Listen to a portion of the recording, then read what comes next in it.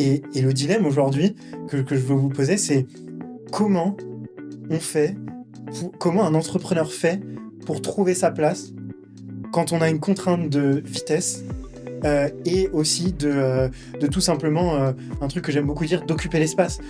Alors que si je fais ce chemin intérieur, de me dire, moi, qu'est-ce que je veux? Quoi je crois? Qu'est-ce qui est important pour moi? Qu'est-ce qui me fait du bien? Enfin, tout un tas de travail d'alignement qu'on peut faire ensemble. Je me pose cette question-là, après, c'est valable comme calque sur absolument toutes les décisions. Franchement, on est des rigolos chez Tango, venez, on le publie sur LinkedIn. En fait, ça nous a juste un post comme ça, en dépensant 0 €, ça nous a généré 80 demandes de démos qualifiées. Et en fait, j'ai senti que juste ça a été un déclencheur pour tout ce qui s'est passé après. Un qui est assez classique qu'on rencontre, c'est qu'on a beaucoup de gens qui veulent être aimés, tout simplement, aussi dans leur parcours entrepreneurial, donc qui créent une culture de boîte dans laquelle c'est les bons patrons, c'est les bons dirigeants, et qui est totalement inefficace. On pose systématiquement une question toutes les semaines à chaque entrepreneur. La question est la suivante, c'est qu'est-ce qui t'empêche de dormir en ce moment? Bonjour à tous, je m'appelle Jean, je présente Félix. On forme le binôme de coach de dirigeants punchy depuis 2018 et notre boulot, c'est d'accompagner les dirigeants dans toutes leurs problématiques du quotidien. Ça va des problèmes d'interaction aux enjeux de stratégie et on travaille grosso modo avec des entreprises dans la tech qui font de 10 à 150 employés. Bien sûr, ça c'est le cœur de la loi normale, il y en a plein d'autres, on en parlera plus tard. Vous nous suivez peut-être dans Punchline, qui est notre newsletter mensuelle. Aujourd'hui, on a un autre format qui s'appelle Punch Time, où chaque invité vient nous interviewer sur un dilemme du leadership qu'il a choisi. Et l'enjeu, c'est de parler de ces sujets sans tabou, sans filtre, que notre invité nous pose des questions sans retenir ses coups, comme on a envie de poser certaines questions à des coachs de temps en temps. Félix n'est au courant de rien, pour garder un petit peu le... Je suis au courant qu'on tourne un podcast. Voilà, mais c'est pas... On m'a mis un micro à un moment donné. mais pas au courant des thèmes et des sujets. Donc aujourd'hui, j'ai le plaisir de recevoir, enfin d'être reçu, parce que c'est lui qui va nous poser des questions, Quentin Le Gall, qui est chez Exa, le startup studio, et qui est lead GTM. Donc c'est-à-dire qu'en gros, il participe à recruter des fondateurs de boîtes, les aide à avoir un projet d'entreprise et les aide à avoir de façon créative leurs premiers clients et les lance dans le grand bain jusqu'à ce qu'ils prennent leur indépendance. Mais ça, Quentin va mieux nous l'expliquer tout à l'heure. Quentin, est-ce que la présentation te va? Ça me va très bien, vous avez très bien résumé. Alors maintenant, on va te laisser la main pour ces prochaines minutes pour que tu puisses nous parler un petit peu du dilemme de leadership que tu as choisi et que tu nous présentes un peu toutes tes convictions avant de commencer à nous poser des questions. Super. Bah déjà, merci Jean, merci Félix. C'est un honneur de vous interviewer aujourd'hui. Peut-être avant de vous parler du dilemme, j'ai un petit peu envie de vous emmener avec moi dans l'aventure entrepreneuriale qu'est Exa. Donc Exa, startup studio fondé il y a 14 ans maintenant par Thibaut Elzéer, un serial entrepreneur.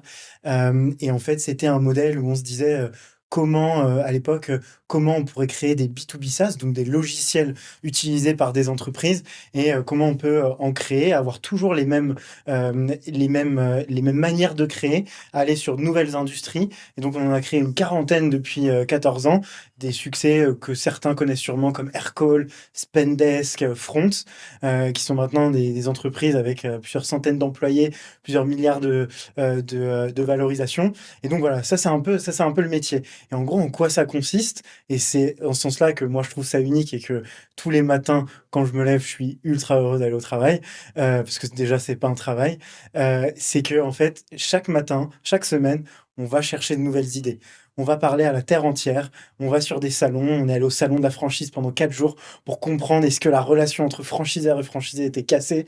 Et de là, on essaye de construire de nouvelles solutions qui vont répondre à un vrai problème. Ça, c'est la première étape. La deuxième étape, c'est de se dire maintenant qu'on a identifié un trou dans la raquette sur un marché, on va aller recruter les meilleurs entrepreneurs, un duo souvent CEO, CTO, directeur technique, associé business. On va essayer de former un mariage, presque forcer, je ne sais pas si c'est le bon mot à dire, on en reparlera peut-être, mais donc d'avoir un mariage, d'avoir une association entre deux fondateurs et avec nous, puisqu'on prend des parts dans le capital. Et à partir de ce moment-là, on a des équipes opérationnelles, des designers, des product managers, moi en go-to-market, et on va être ultra opérationnel. Et l'objectif, c'est qu'en moins d'1 an, on puisse aller vers la première levée de fonds. Qu'en moins d'1 an, on ait déjà des dizaines de premiers clients et qu'on ait j'ai pas envie de dire qu'on est le product market fit, mais qu'on commence à aller vers des preuves de marché qui nous font croire que on est sur la bonne voie. Et donc ça, c'est un modèle assez unique parce que on se dit, bah non, normalement, 99% d'une entreprise, c'est l'idée. Il faut que ça vienne de la personne qui va le construire, et cetera, et cetera. Et c'est vrai que j'y croyais beaucoup à l'époque. J'y crois toujours parce que quand on recrute des entrepreneurs, on leur sert pas une idée directement sur un plateau. On va leur pitcher un marché, des potentielles convictions qu'on a, mais on va pas leur donner des idées qu'on a. On va leur dire, tiens, nous en ce moment, on explore ça. On se revoit dans 2-3 semaines. Fais ta propre analyse du marché et on confronte. Parce que sinon, on peut peut-être trop aller sur des logiques d'intrapreneuriat, où en fait, on va aller recruter en CDI des entrepreneurs, du coup, qui sont pas des entrepreneurs, mais qui vont juste exécuter. Nous, on cherche des gens qui vont s'approprier un marché, devenir experts, et ensuite, après, tomber amoureux, parce qu'en fait, nous, on est là que sur la première année. Alors, bien sûr, on a des parts dans chaque boîte, donc on continue à les suivre au fur et à mesure. Mais en fait, quand tu deviens associé d'une boîte chez Exa, quand tu deviens entrepreneur, tu es parti pour 10, 15, 20, voire peut-être 30 ans. Et c'est ce que je souhaite à chaque entrepreneur. Mais donc voilà, donc faut tomber amoureux le plus vite possible. Il faut avoir envie, il faut ouais, tomber amoureux, se positionner comme un expert. Et en fait, et aussi, nous, c'est une des manières de juger si on est aligné avec des entrepreneurs quand on monte une boîte. Parce qu'en fait, avec Mathieu, qui est le directeur du studio dans lequel je travaille, on pose systématiquement une question toutes les semaines à chaque entrepreneur. La question est la suivante, c'est qu'est-ce qui t'empêche de dormir en ce moment? Et en fait, si un entrepreneur nous répond que tout va bien, il dort très bien, là, il y a un petit problème. C'est que c'est un mauvais entrepreneur. Parce que, et je vous pose la question, hein, mais vous, chez Punchy, qu'est-ce qui vous empêche de dormir la nuit en ce moment? Alors attends, c'est quoi le dilemme? Ah bah, Je suis toujours pas au courant. ah bah, j'ai pas- j'ai pas il y a encore pas dit- encore le dilemme. Ah oui, d'accord, on Il y va a répondre pas- à des questions. Ah, ensemble. exactement. Ok, non, Exactement. c'est bien. Il y va à fond. Qu'est-ce qui nous empêche de dormir la nuit? Moi, je dors très bien. Moi, ce qui m'empêche de dormir la nuit, j'ai des questions un peu rétroactives. Je me dis, mais pourquoi j'ai pas fait ça avant? Ok. Par exemple, pourquoi on n'a pas fait ce podcast avant? Pourquoi on n'a pas écrit nos articles avant? J'ai des éléments de réflexion. Et du coup, je pense que j'ai un besoin de déculpabilisation. Et surtout, je me demande en ce moment, qu'est-ce qui me freine?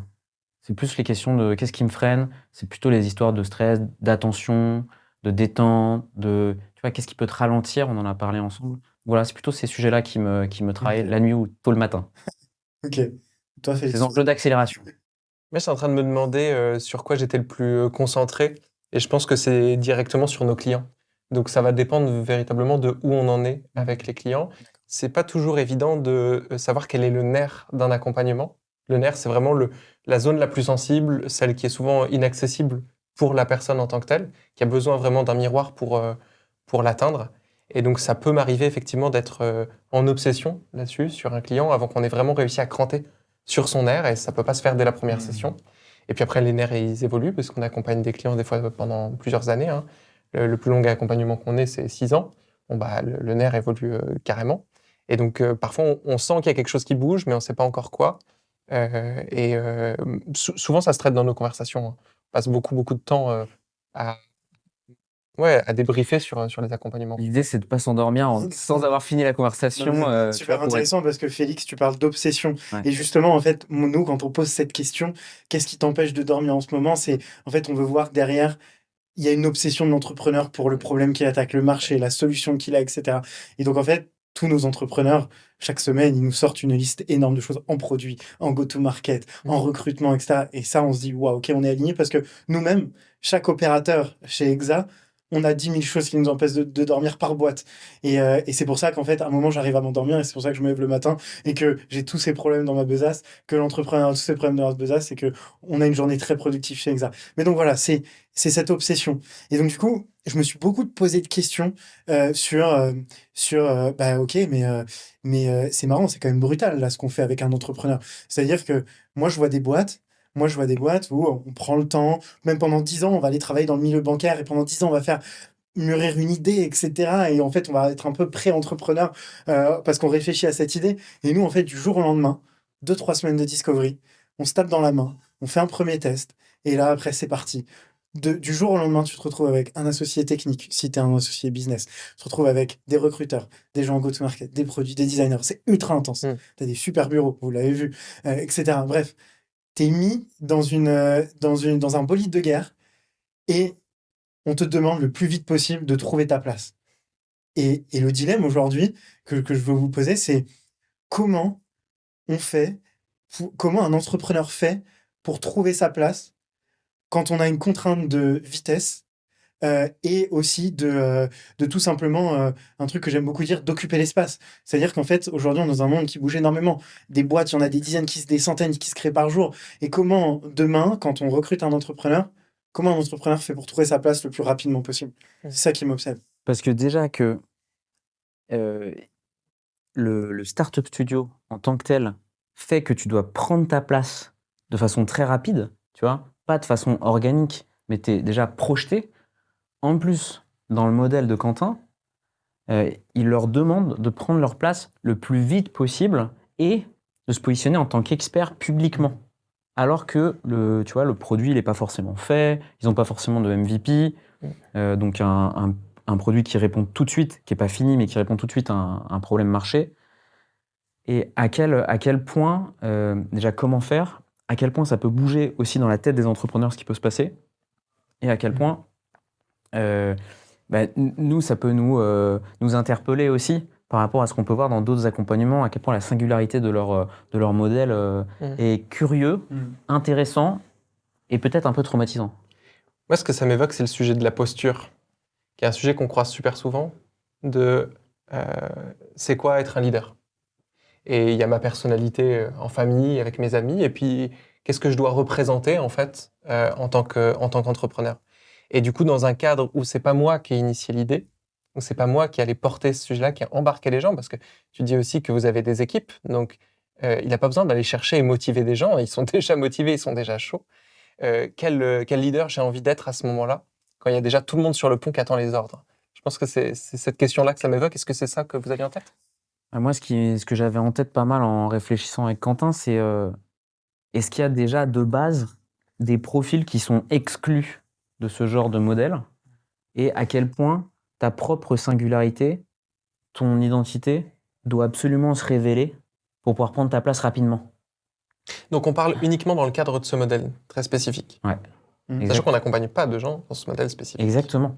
Mais nous, ça nous... On l'a croisé quand même une ou deux fois, ce profil-là. Mais... Et à quel point ça pourrait être bénéfique aux gens qu'on accompagne de plus les encourager à s'extérioriser, ce qu'on fait, et aller plus rapidement. Et quel bloqueur on voit chez les gens qu'on accompagne qui doit sans doute rencontrer et qu'on peut échanger dessus. Je pense que ça nous ramène aux fondamentaux de c'est quoi le rôle du CEO, du fondateur, du CTO dans les débuts d'une aventure. Mais rapidement, tu vois, dans un cadre où il faut aller vite, rapidement, parce qu'en fait, ils réartificialisent une forme de contrainte marché extérieure de t'as plus de cash, de ta boîte marche pas, de ton truc, où là, ils le font plus gainé, mais avec plus de ressources aussi, tu vois.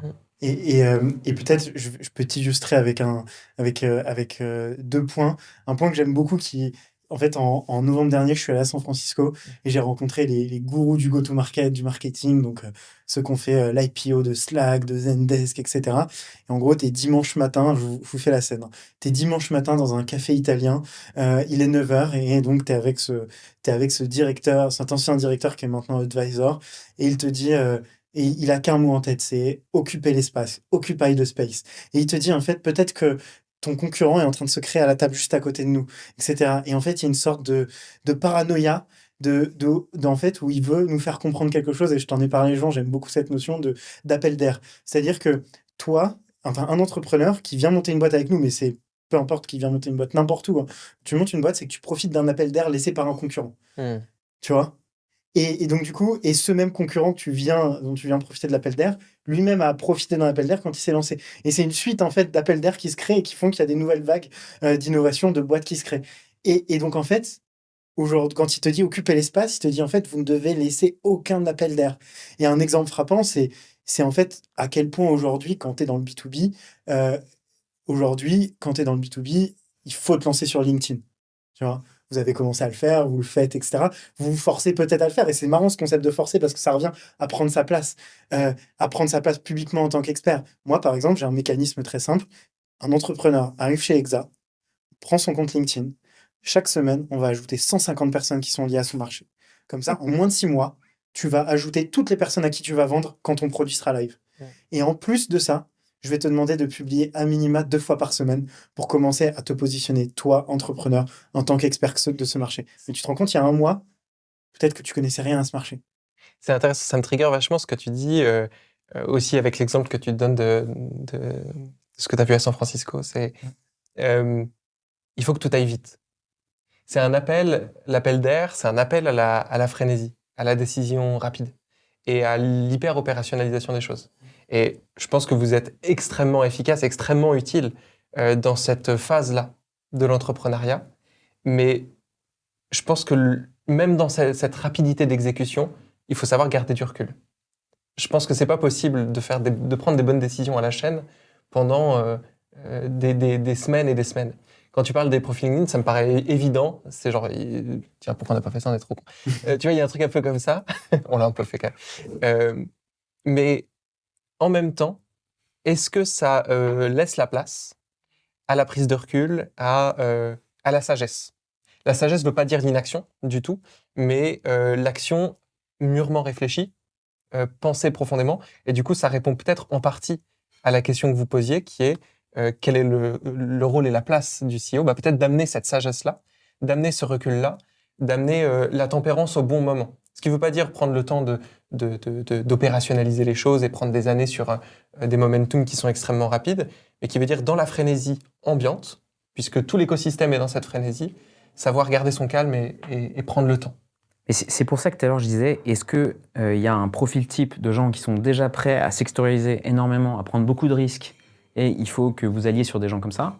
Ou est-ce que vous arrivez à les accompagner presque psychologiquement pour qu'ils puissent déverrouiller leur peur, parler de ce qui ne va pas, aussi eux les onboarder pour dire tu vas sans doute ressentir ça, il faut que tu puisses avoir des temps de recul stratégique, des temps de recul psy aussi, pour accepter d'intégrer cette aventure à ta vie, de t'identifier à cette aventure, d'utiliser tes compétences profondes, si tu les connais ou tu les connais pas, dans cette aventure. Est-ce que c'est quelque chose que vous faites déjà?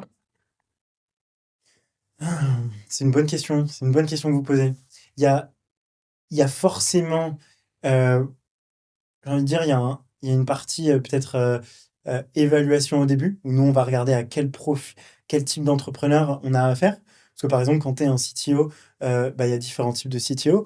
Moi, je connais plus la cible CEO, parce que je travaille principalement avec eux. Donc, quand tu es un CEO, moi, j'ai créé une espèce de carte d'identité du fondateur business. Parce qu'en fait, tu as des fondateurs business qui ont fait 8 ans de conseil au BCG. Donc, en fait, par exemple, quand tu leur dis, est-ce que tu as déjà fait une vente sales par téléphone? Il n'en a jamais fait de sa vie, tu vois. Un marketeur, il a jamais fait de sales. Et non plus, après, il a jamais fait la partie conseil. Donc, vous voyez, en fait, on peut pas avoir le mouton à 5 pattes.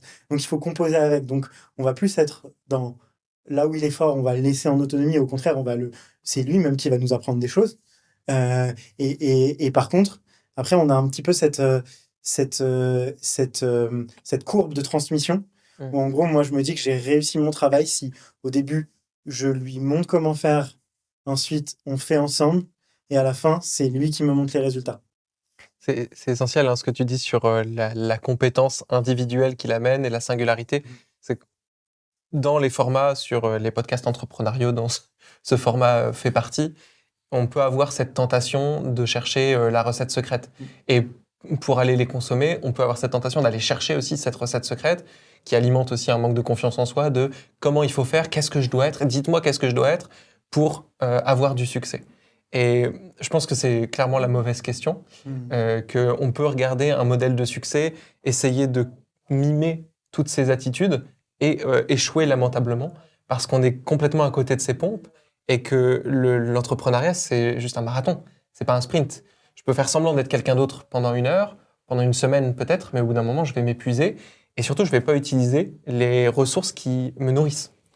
Parce que nous, notre conviction, avant que tu reprennes, Quentin, notre conviction, c'est que les entrepreneurs qu'on accompagne sont plus performants au long terme et aussi dans le moment, s'épuisent moins en se construisant des convictions sur comment mener leur boîte, sur comment prendre des décisions, en tournant leur quotidien par rapport aussi à leurs propres besoins, évidemment en miroir avec les besoins de l'entreprise, mais en se priorisant comme un élément clé. Et du coup, effectivement, la question qui était intéressante dans cette espèce d'accélération que vous demandez, de déjà rentrer dans un projet, c'est déjà quelque chose, tu vois, de façon identitaire. Mais en plus de devoir extérioriser sur quelque chose sur lequel on vient de rentrer, faire ses preuves dans le fond, enfin dans le studio d'innovation, avec plein d'autres gens et sur le marché, c'est difficile. Donc ça peut encore plus fragiliser la confiance en soi. Et donc c'est un peu ce que disait Félix, ça doit demander encore plus d'accompagnement, encore plus de réflexion sur soi-même. Est-ce que vous avez des gens qui sont déjà très sages? Et encore une fois, c'est nos convictions. Euh, Tout le monde n'est pas comme ça. Il y a certaines personnes qui cherchent à imiter, à trouver des mentors qui leur disent quoi faire exactement parce qu'ils sont déjà passés par là. Nous, on pense que ça passe par une construction individuelle lorsqu'on se projette dans le temps dans une entreprise pour ne pas s'épuiser, ne pas aller au burn et ne pas arriver totalement cramé sur un exit qui peut matérialiser un succès et pourtant une faillite personnelle.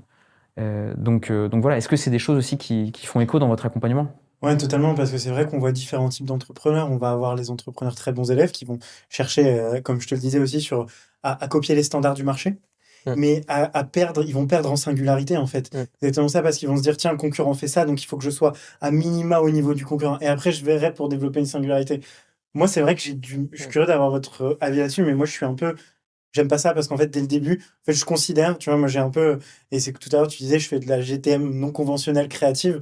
Moi, c'est ce que j'adore et je définis beaucoup. Tu as la GTM classique où tu prends l'autoroute, tu vas faire du call, de l'emailing, etc. Et moi, j'aime bien le petit chemin de campagne, tu vois. Et dès le début, affirmer sa singularité, faire les choses différemment, pas chercher à casser les codes pour casser les codes, mais Mm. juste mettre de soi et interpréter son marché, tu vois. Ouais. Et le faire différemment. Bah, je te donne par exemple l'exemple de, tu prends un entrepreneur que j'adore, Hugues, le CEO de Tango. Le CEO de Tango, donc Tango, c'est un outil de détection et d'analyse, d'aide à la réponse pour les appels d'offres publics. Et donc, typiquement, bah, dès le début, un jour, c'était une blague en interne on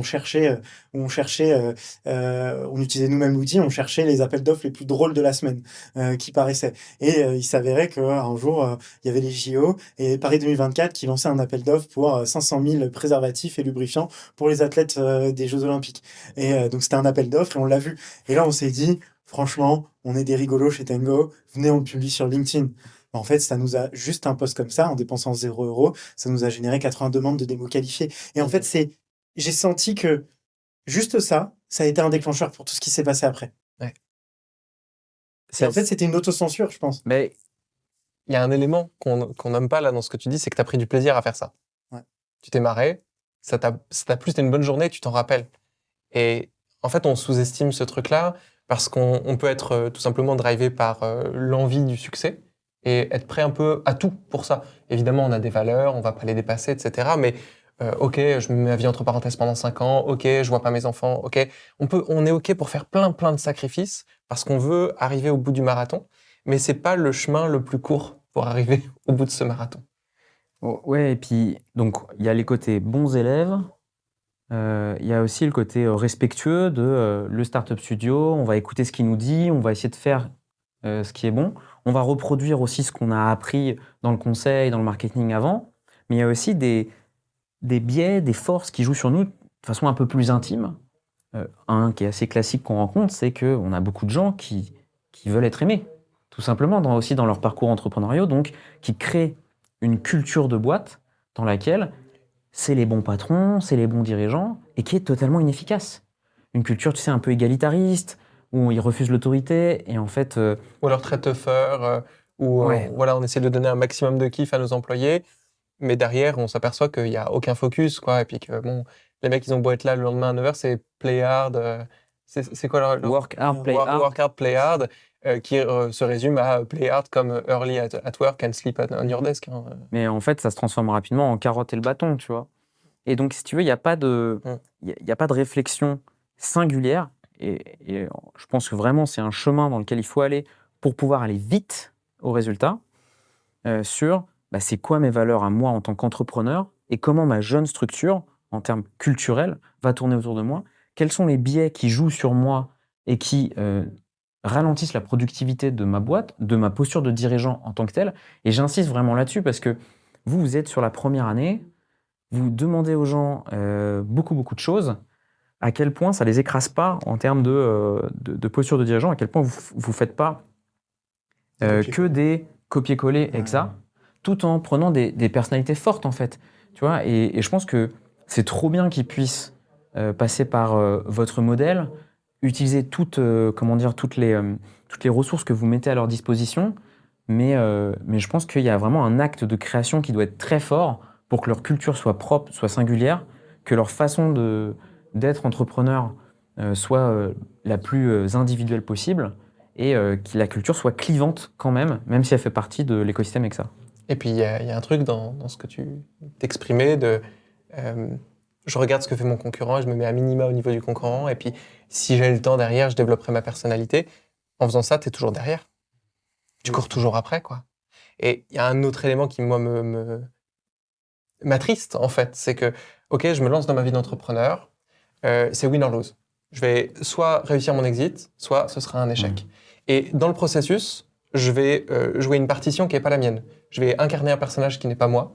Et je vais faire des choses qui ne sont pas des choses que j'aurais fait spontanément, mais c'est ça la partition pour devenir un entrepreneur à succès. Et puis là, ça foire. Il y a un truc qui foire. Le nombre d'entreprises qui foirent pour des raisons exogènes. J'avais tout bien fait, mais bon, non, le marché n'a pas voulu. Bah, je trouve ça un peu malheureux d'avoir suivi un chemin qui n'était pas le tien. Alors que si tu vas dans ta direction, que tu t'écoutes, que tu réponds à tes besoins, que tu crées un équilibre dans lequel tu te sens heureux ou heureuse, alors derrière, l'exit, c'est une des finalités possibles de la démarche que tu as entreprise. Un autre frein à ça, pour la construction de son parcours rapide, de son parcours d'entrepreneur rapide, sa construction de soi-même, sa construction de la gestion de son image, de la construction de la culture de sa boîte, de qui va recruter avec moi. Il y a deux choses qui me viennent en tête rapidement, c'est qu'on a beaucoup d'entrepreneurs qui, au début, recrutent des gens qui pensent être complémentaires d'eux. C'est-à-dire complémentaires dans le mauvais sens, qui vont combler des choses qu'ils n'ont pas, mais qui ne seront pas complémentaires dans le sens qu'ils travaillent bien avec moi, parce qu'ils vont plus aller chercher des choses qu'ils aimeraient avoir eux-mêmes, plus que des gens qui travaillent bien avec eux.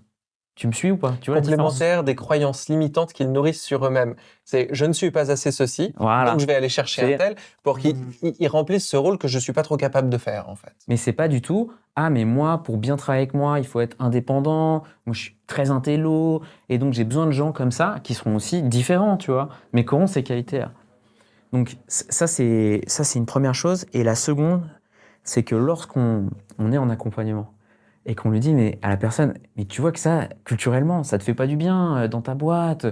Il y a comme une sorte de petit deuil et un peu de pas ressembler à super start-upper, tu vois. Tu vois ce que je veux dire? Avec la cape qui va avec. Ouais, mais c'est un peu bizarre ça, tu vois, d'être comme ça. Mais les autres, ils sont comme ça. Alors la question qu'on a tout le temps, c'est mais les autres. Et les autres sont comment alors?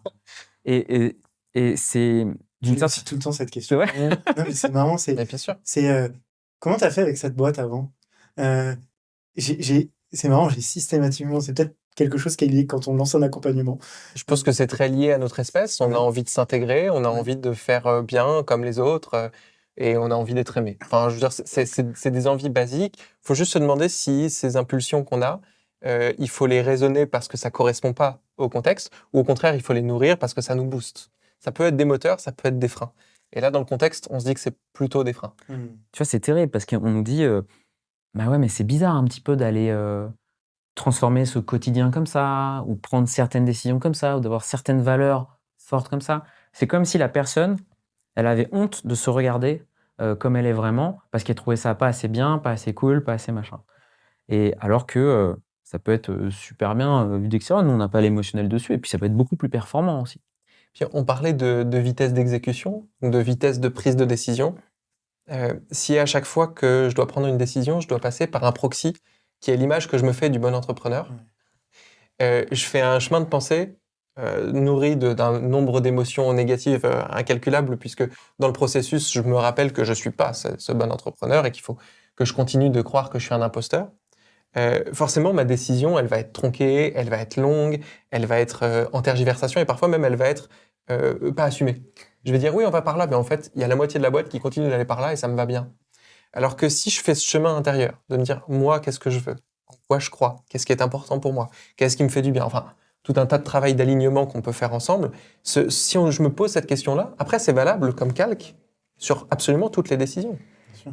Et vous pensez que en fait, quasi toutes les boîtes appartiennent à une communauté. Donc, tu t'es une boîte, tu lèves des fonds, t'appartiens à un portefeuille d'un fonds d'investissement.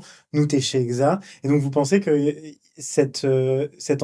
l'entrepreneur a toujours tendance à aller se comparer, par exemple, au meilleur du portefeuille, ou alors aux meilleures boîtes d'Exa en disant, Je est-ce pense que que Aircall a fait la même chose, etc., etc. je pense que quand tu te compares, tu peux te comparer à plein de choses différentes qui sont pour toi, dans ta tête, la réussite. Tu peux te comparer, pas forcément à une boîte, tu peux te comparer à ton grand frère. Oh oui. Tu vois, Mm. tu peux te comparer au cousin qui avait les meilleures notes que toi et au repas de famille, on disait tout le temps ah nanana regarde nanana nanana.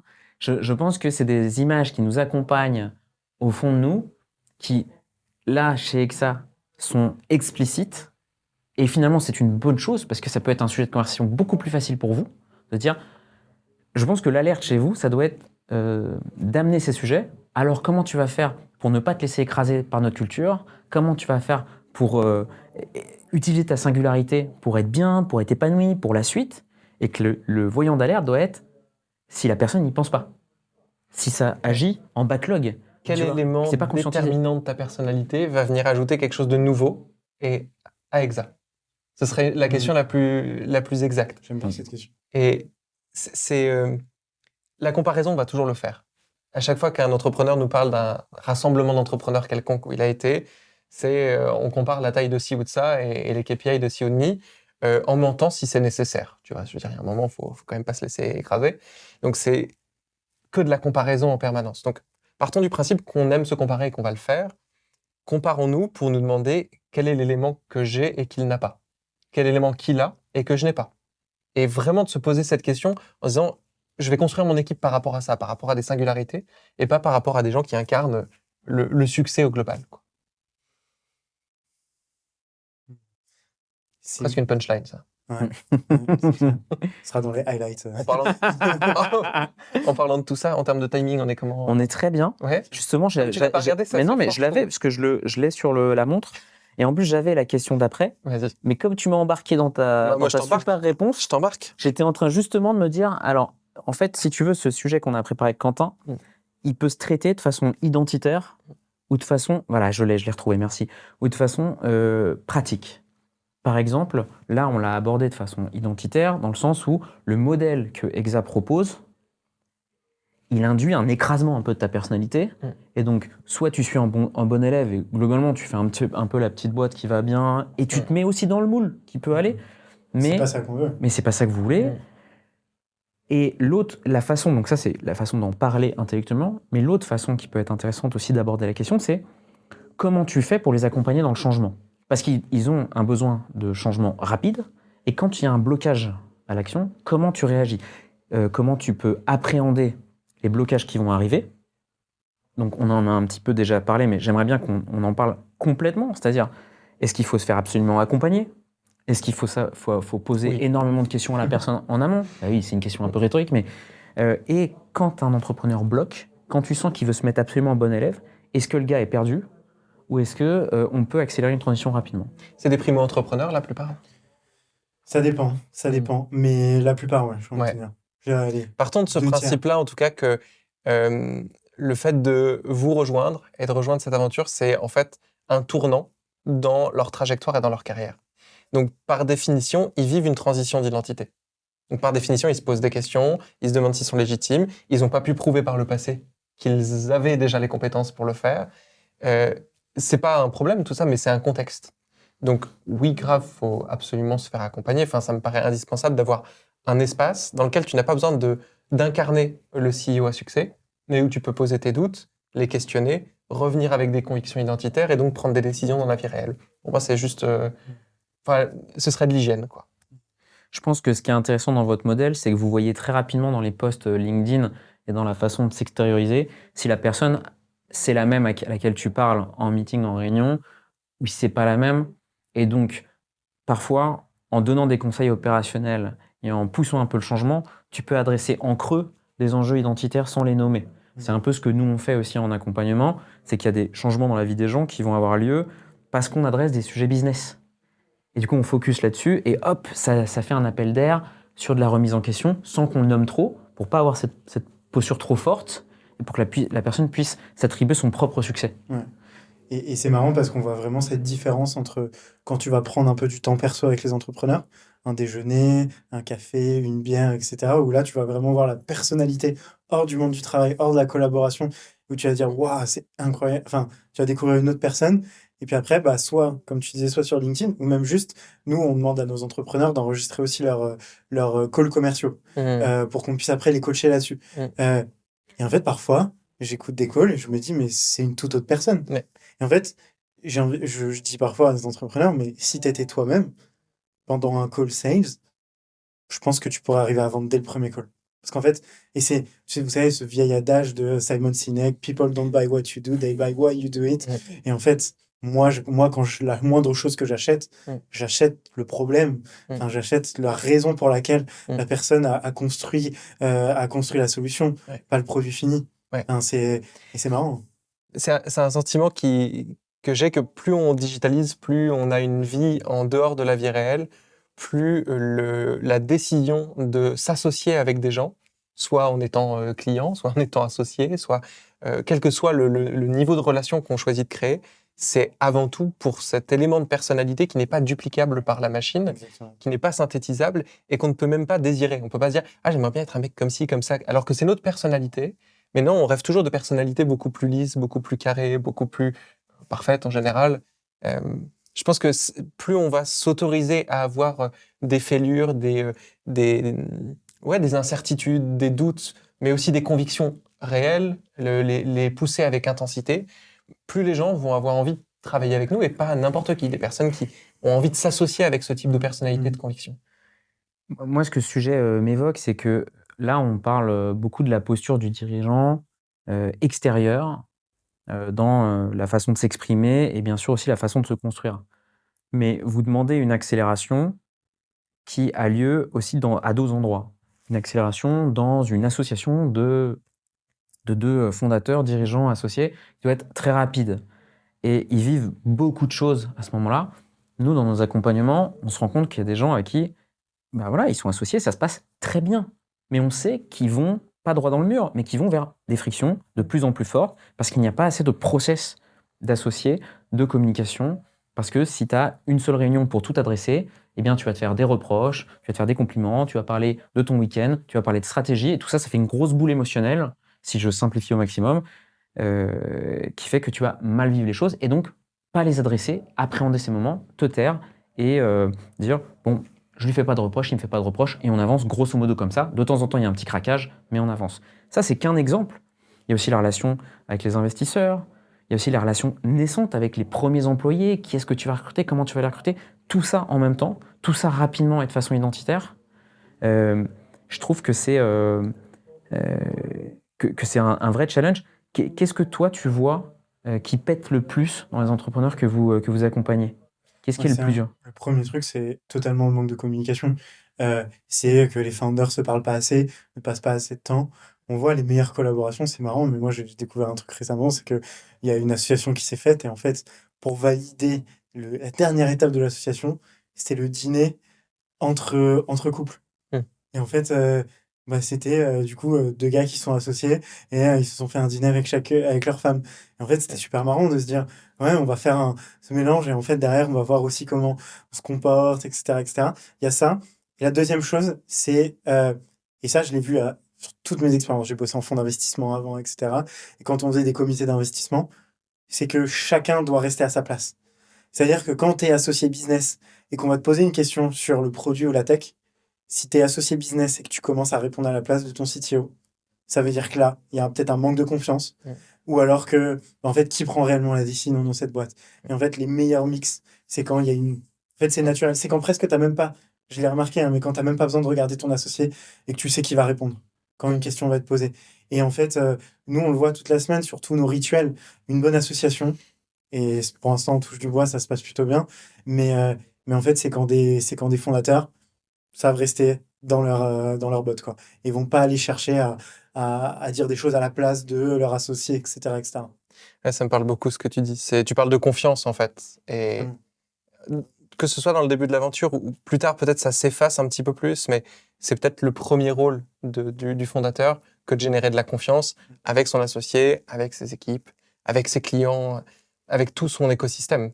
Et c'est lui qui va aller incarner cette confiance. Aujourd'hui, ça se fait aussi en faisant un travail de communication, en ayant une communication en ligne, sur les réseaux sociaux, en montrant son visage, pour montrer qu'on est humain, qu'on a des intentions, qu'on a des valeurs, et que c'est pas uniquement une démarche commerciale.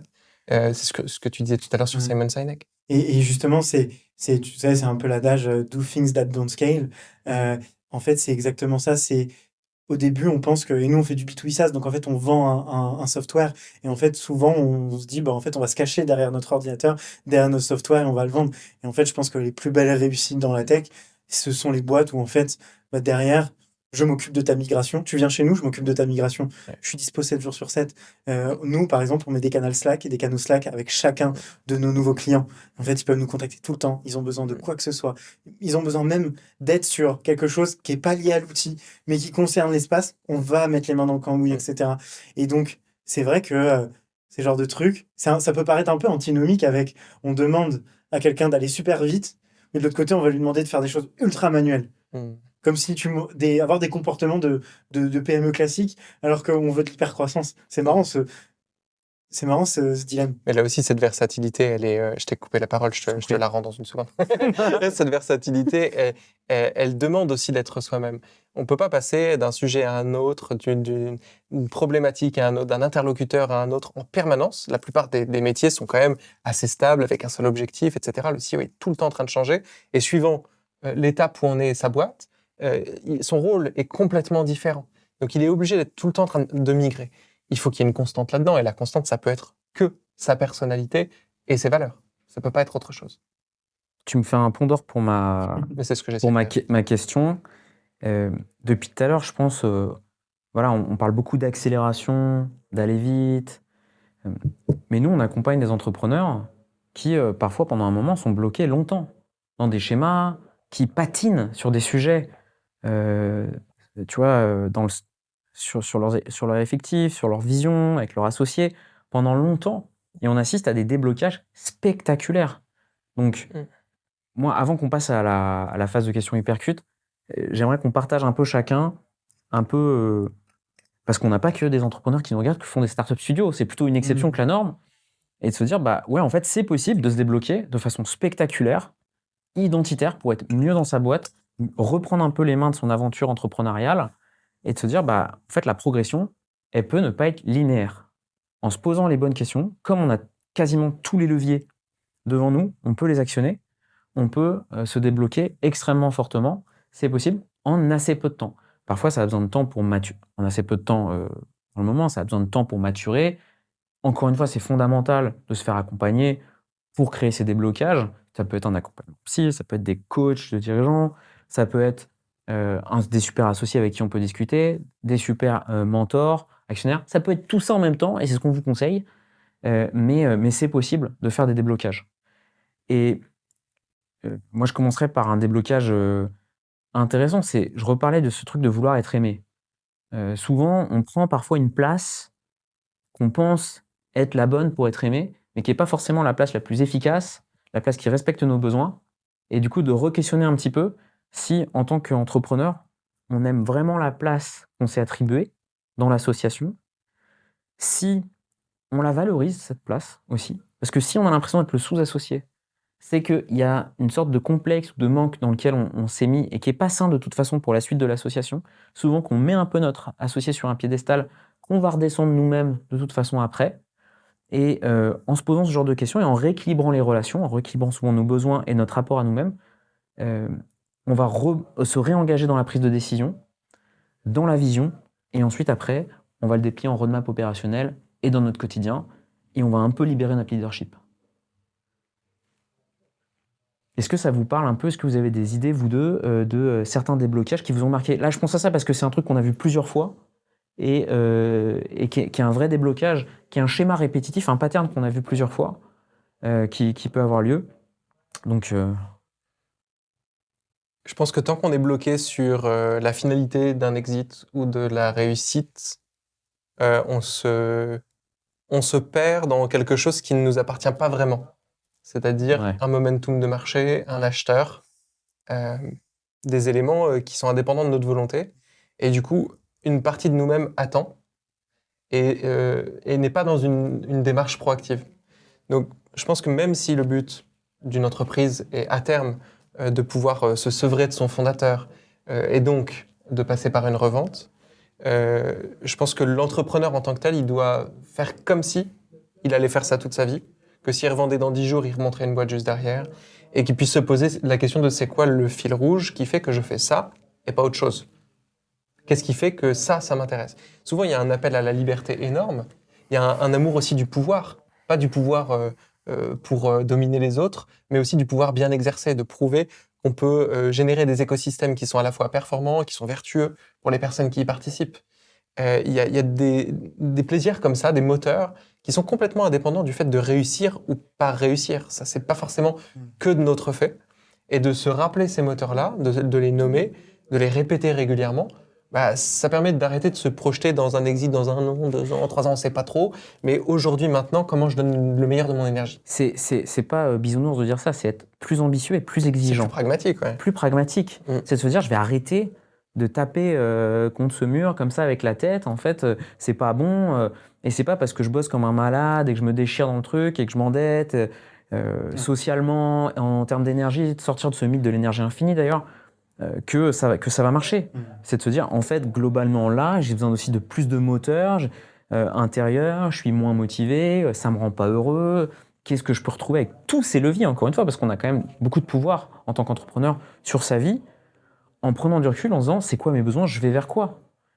Mais du coup, ça nécessite de l'ambition, enfin déjà du pragmatisme et de la lucidité pour voir où on en est, de l'ambition évidemment pour soi-même et pour sa boîte, et ensuite un peu de courage. Non, c'est clair. Nous enfin, moi, j'ai les 3 qualités que j'aime bien dire de ce qu'on recherche chez un entrepreneur chez Exa, c'est bien sûr de l'ambition. Le deuxième, c'est l'humilité. Parce qu'en fait, quand tu viens ici, ça veut dire que tu sais ce que tu viens chercher en termes d'accompagnement pour faire une grosse boîte, parce que tu as envie de faire une grosse boîte. Et donc, du coup, tu es humble en disant que tu ne sais pas faire certaines choses. Parce que sinon, tu peux la monter tout seul. Et nous, ça nous arrive parfois on travaille sur des sujets avec des entrepreneurs pendant des semaines. Et à la fin, on se dit, bah, non, en fait, on n'est pas fait pour travailler ensemble. Mais cette personne finit par lancer cette boîte. Et tant mieux. On n'a aucun. Okay. Nous, on passe à autre chose. C'est un autre train qui part. Et donc, il y a ça. Et la troisième, moi, que j'aime beaucoup, et je pense que si tu demandes à d'autres personnes chez Exa, chacun, je pense, humilité, ambition, on l'a tous. Le troisième, ça va être un peu propre à chacun, mais moi, j'aime beaucoup dire la vulnérabilité. Et vous savez, on en revient à ce que je disais au début, mais c'est qu'est-ce qui t'empêche de dormir? Et moi, j'adore quand un entrepreneur, les meilleurs entrepreneurs, c'est ceux qui nous disent quand il y a des trucs qui les obsèdent, qui n'arrivent pas à résoudre, parce que c'est à ce moment-là où nous, on arrive dans l'arène. Et en fait, on dit souvent, c'est marrant, mais ce modèle est vraiment singulier, hein, parce que déjà, on est des artisans, il se passe jamais la même chose d'une boîte à l'autre. Et la deuxième chose, c'est quelque chose qu'on dit aux entrepreneurs, c'est à vous de nous driver. Et en fait, plus vous allez nous donner, plus on va vous donner. C'est incroyable, mais ça marche comme ça. Plus un entrepreneur me donne de l'énergie, plus je lui en rends fois 1000. Bah, bien sûr. Et c'est toi aussi, tu dors pas la nuit. Vaut mieux que ce soit sur ton sujet. Exactement. Et ce que je disais à Jean, moi, une phrase qui m'a débloqué quelques mois, c'est Matt, mon directeur, qui m'a dit ça. Il m'a dit, il faut que tu aies le même niveau d'exigence que si tu étais associé à parts égales avec le fondateur. En gros, quand il y a un truc qui va pas, il faut que j'apprenne à lui dire. Enfin, Jean, tu me connais bien, je suis un bisounours, c'est dur de dire les choses à des entrepreneurs. Mais maintenant que j'ai eu ce déclic, waouh! Et bah, du coup, aussi, c'est comme ça qu'on va beaucoup plus vite, quoi. Parce qu'en fait, on crève l'abcès le plus vite possible. Du coup, là, il va falloir que tu nous dises des choses, Quentin. On va passer à l'Hypercute. C'est des questions que on t'a dit, il faut que tu nous prépares des petites questions un peu tricky. Ok. Et l'Hypercute, pour ceux qui nous écoutent, c'est une série de questions hors thème. Là, on sort du champ et on n'est pas du tout au courant de ce que Exactement. C'est un peu les questions qu'on a envie de poser aux coachs de dirigeants pour les gratouiller, quoi. Ok. Bon, et du coup, vous n'avez pas beaucoup de temps pour y répondre. On a 5 minutes, là. On essaie d'être cash. 5 minutes en tout pour les questions. Et concis. Notre grand talent, la concision. Ok, je vais commencer par Jean. Ah, c'est ciblé en plus. Ouais. Bien sûr. Jean, je te laisse tout seul. Hein. Jean, si on demandait à Félix de citer la qualité principale d'un entrepreneur, ce serait? La lucidité. Oui. Tu confirmes? Oui, c'est gagné là. En fait, on est dans les amours. Et si tu me poses la même question, C'est ça, exactement. si tu me poses la même question, je vais dire la lucidité. Ouais, non, Pose-en une autre. ça. Pose-en une autre. Si on demandait à Jean de citer le pire défaut d'un entrepreneur, ce serait? Manque de lucidité, non, c'est trop facile. Le pire défaut. Ouais, l'envie d'être aimé. L'envie d'être aimé. Jean? Ah, oui, c'est ça, parce que puis c'est des défauts qui sont en miroir avec les propres défauts qu'on a, qui nous énervent. Et tu sais, le fait qu'on n'ait pas lancé ce podcast avant aussi, je pense que c'est un problème de rapport à l'image de soi où à un moment, faut lâcher en fait. Ouais. Faut accepter de Exactement. lâcher. Accepter que des gens qui ne t'aiment pas, quoi. T'aimes pas, ils zappent, mais en fait, te dire, en fait, et de le faire pour le moment. Ce qui est c'est bien sûr, on va le publier, c'est super sympa, mais ce qui est bien, c'est d'avoir, ce qu'on s'est dit, prendre du plaisir pendant qu'on le fait. Donc lâcher et avoir envie d'être aimé, c'est bien, mais il faut choisir les personnes, mais pas tout le monde, en fait. Ouais. C'est bien de. Alors je rectifie, envie d'être aimé de tous. Voilà, Voilà, c'est le de tous qui a C'est ça. C'est exactement la même chose en go-to-market. Quand tu crées un produit et que tu veux le vendre à tout le monde, tu t'arrives à le vendre à personne. D'accord. Et voilà. Ouais. Trop bien, trop bien. Et moi, c'est une question qui m'obsède. C'est déjà, première question, comment vous avez fait pour avoir autant de clients sans jamais communiquer de votre vie? Et d'ailleurs, juste très récemment, vous dire, ah tiens, on va refaire notre site web. Et la deuxième question, c'est pourquoi sortir du bois maintenant? Deux très bonnes questions. Pourquoi sortir Alors, du bois maintenant? Ouais, vas-y, vas-y. peut-être Déjà, Toi, tu prends ça là, je pense qu'on a plus confiance en nous, on est plus prêt à encaisser les coups. On a aussi une sorte de taille on a beaucoup de clients, ce qui nous permet de moins penser à l'activité, ça arrive par le bouche à oreille. Et donc, quelque chose qu'on avait envie de faire pour que ça nous rapporte des clients, aujourd'hui, on peut plus le faire pour du plaisir, pour du sens, et moins s'attacher aux résultats que ça va avoir. Donc, on a une forme de détente sur le résultat, et on peut s'inscrire plus dans du temps long, et on a aussi plus de temps et de moyens pour le faire. Donc, et que c'est un bon moment dans notre vie pour le faire, voilà. Comment on a fait pour avoir autant de clients? Déjà, Sans communiquer, c'était voilà. Juste pour qu'on sache de quoi on parle, on a eu environ 100 accompagnements. Juste voilà, qu'on parle que c'est pas 10 000, c'est Oui. pas 3. Mais voilà, Toujours à deux. dans On fait tous les accompagnements à deux. tous les accompagnements à deux. Ça m'est arrivé d'en faire un tout seul, ça t'est arrivé d'en faire un tout seul, mais c'est marginal. Et c'est pas punchy, en fait. Ouais, c'est pas punchy. C'est du coaching. Et je dirais qu'on crée des relations profondes, en fait, avec les gens. Sur les 100 accompagnements, il y en a peut-être 60 où on a fait ce qu'on appelle une saison. Et puis, c'est passé à autre chose. On leur a apporté quelque chose, sans doute. Ça s'est bien passé. On n'a pas eu beaucoup d'échecs flagrants, je pense pas. Mais le mariage n'était pas complet. Mais sur les autres, en fait, on les accompagne sur la durée. Ils reviennent. On fait 3, 4 saisons. On peut accompagner jusqu'à 6 ans, bientôt 7. Et cette personne, en plus, on la voit toutes les semaines. Donc, on cherche à créer des relations profondes. Et ces gens-là, après, nous recommandent très chaleureusement. Et je dirais que on n'a justement pas cherché à être aimé de tous, en essayant de refuser au maximum le bullshit. Et je pense que c'est aussi pour ça qu'avant, on était dans le bois. C'est que c'est pas du tout évident de s'exposer sans rentrer dans le bullshit. Et il y a encore 2 heures, on était là à réviser le speech de départ, en disant putain, mais là, si on déblatère notre speech, qui est remarquablement écrit, hein, c'est pas nous qui l'avons écrit d'ailleurs, ça va être nul. Même si on le déblatère bien, il va falloir qu'on le dise et qu'on dise ce qu'on pense vraiment. Et qu'on se montre tel qu'on est, avec nos failles et nos défauts. Et ça, je pense que ça résonne avec les clients qui nous ont choisis et les vrais mariages qui se sont créés. C'est cette volonté de rester authentique. Voilà. Je pense qu'il y a c'est un métier qui nous convient bien. De façon très caricaturale, Félix, il est super fort pour aller vraiment au cœur des problématiques et un esprit analytique. Qu'évidemment, tous ces choses-là, on les partage aussi, mais c'est des tendances de base qu'on avait. Moi, j'aime bien m'occuper des gens, être proche d'eux, les aider, comme c'est quelque chose que toi, tu peux partager aussi. Donc, je pense que quand tu aimes aussi fondamentalement ton métier, bah, tu es constant dans ta performance, sans être tout le temps brillant, mais juste que tu es constant dans ta performance, ça aide aussi. Je pense que le temps fait que quand tu restes 2, 3 ans, 5 ans, 6 ans, 7 ans dans le même métier, avant on faisait de la formation aussi, c'est plus facile d'être recommandable. Et puis pour outrepasser complètement la règle de la concision, je vais ajouter quand même un élément. Le modèle économique, on est 2. Ça n'existe pas. Et on est persuadé que tant le travail de thérapeute, de psy où le travail de coach serait mieux fait s'il était fait à deux. Ouais. Et juste, il n'y a pas de modèle économique pour travailler à deux. Forcément, ça fait exploser les prix, c'est normal. Il faut bien payer tout le monde.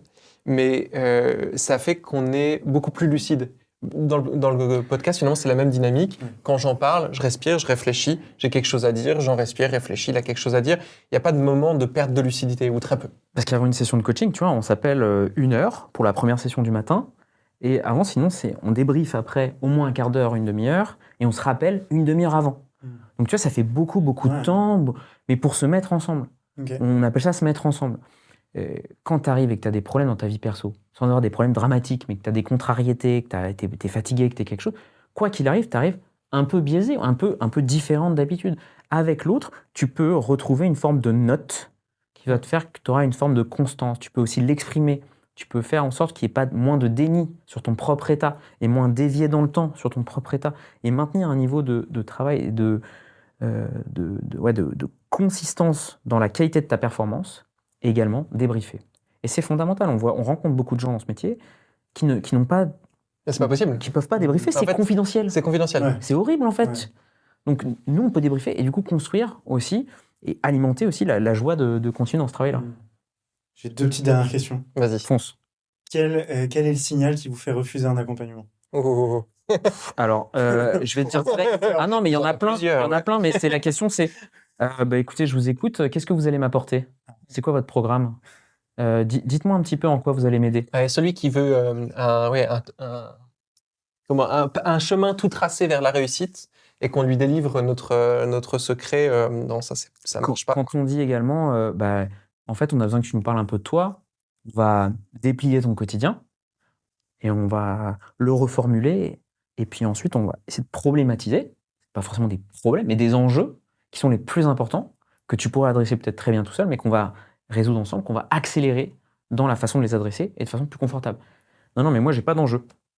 Parlez-moi de vous. En fait, c'est tous ceux qui ont le couvercle fermé et qui n'ont pas conscience que ce travail-là va être... Oui, qui dorment bien la nuit, probablement. Non, c'est vrai. Alors, Oui. ouais, on a des gens qui nous disent aussi des choses, des vérités générales sur comment ils fonctionnent, notamment dans le fait que leur posture de dirigeant n'est pas du tout un problème pour venir leur parler, pour venir communiquer. Après, ça peut nous amuser d'aller les déconstruire. C'est pas forcément un no-go. C'est vrai.